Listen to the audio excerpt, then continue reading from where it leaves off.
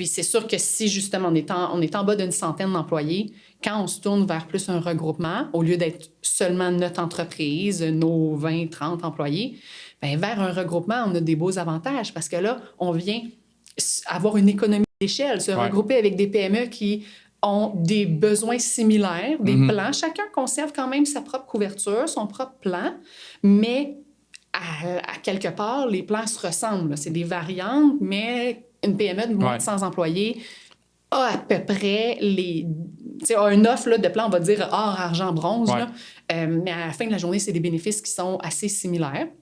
Donc, en les regroupant ensemble, puis en donnant des plans différents à chacun, il y a une économie d'échelle qui est incroyable en frais d'administration. Puis ça, c'est une idée à regarder. Si une entreprise cherche un plan d'assurance collective puis a moins de 100 employés, on se tourne vers une option de regroupement, assurément, là, pour au moins prendre l'information. Oui. Est-ce que tu as l'impression que c'est une pratique courante dans le domaine du collectif d'en parler de ça? Est-ce que tu le vois régulièrement ou c'est une initiative qui vient un peu plus de ton cabinet de le faire comme ça?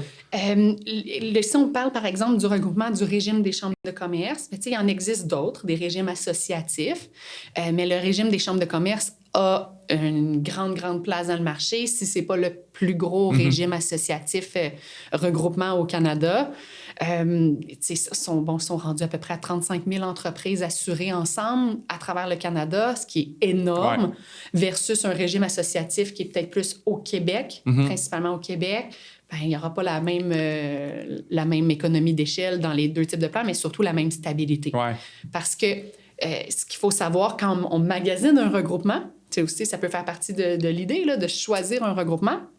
Bien, il y a une chose qui est super intéressante puis qui est un peu méconnue dans le marché, c'est que parfois, on va entrer dans un regroupement avec notre entreprise puis on va perdre notre identité d'entreprise. On va perdre nos données. Nous, notre groupe de 20 employés, on paye combien en prime puis on réclame combien.